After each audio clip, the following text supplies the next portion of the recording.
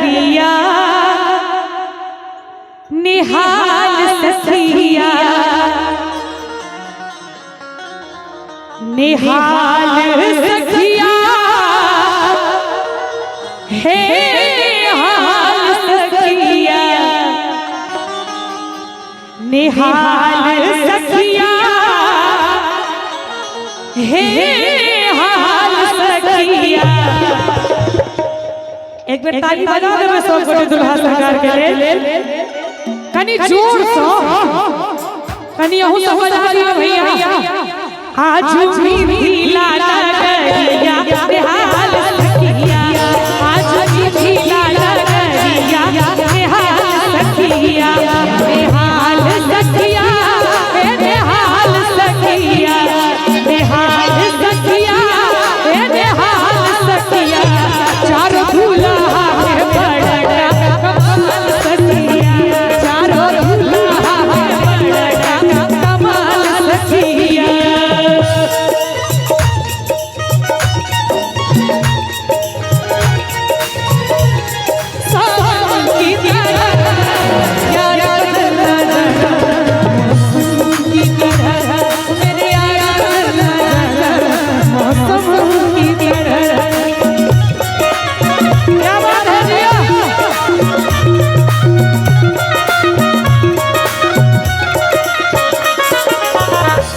मणि मोरिया कुंडल शोभे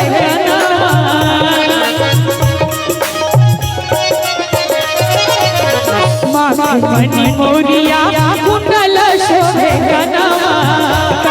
हरि कजरारी झूलवी नयनवा लाल लाल चचन चमके भाल सखिया आहे लाल लाल चचन चमके भाल सखिया चारों दूल्हा है बड़ा कमाल सखिया चारों दूल्हा है बड़ा कमाल सखिया।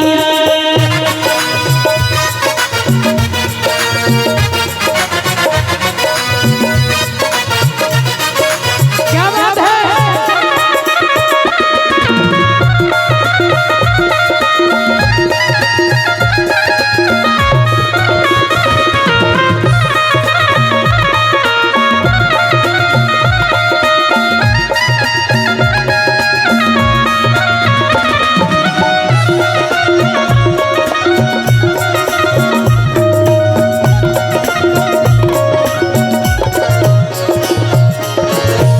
सबर गोरे गोरे जोड़िया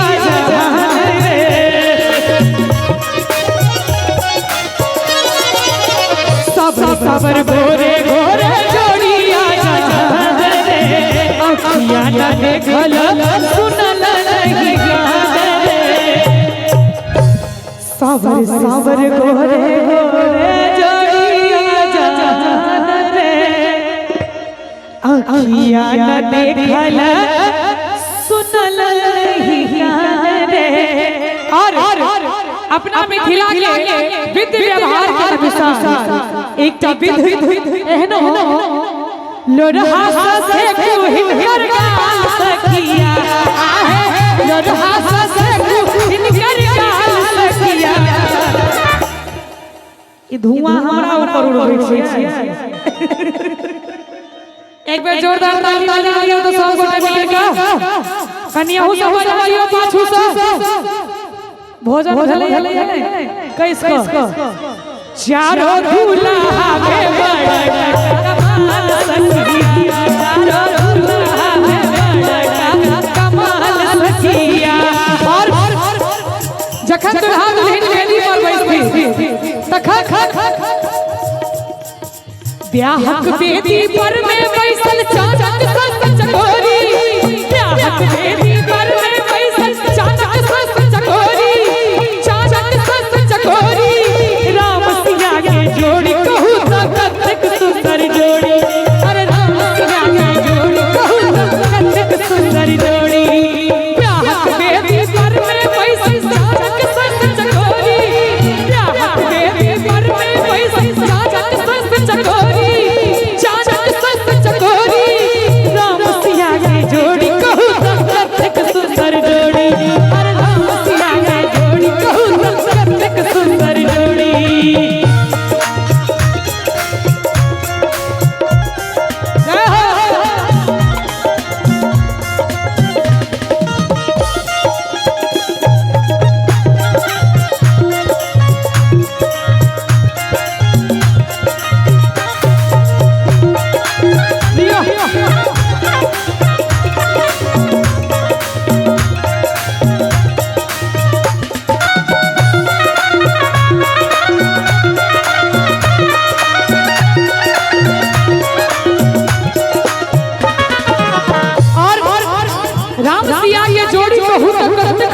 जोड़ी साजन मन में लड्डू फूटे सजनी मौन बताशा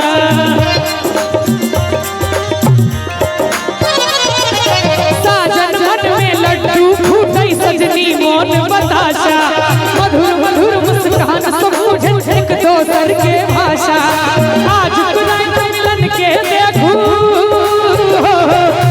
आज कुरान मिलन के देखू कर चोरी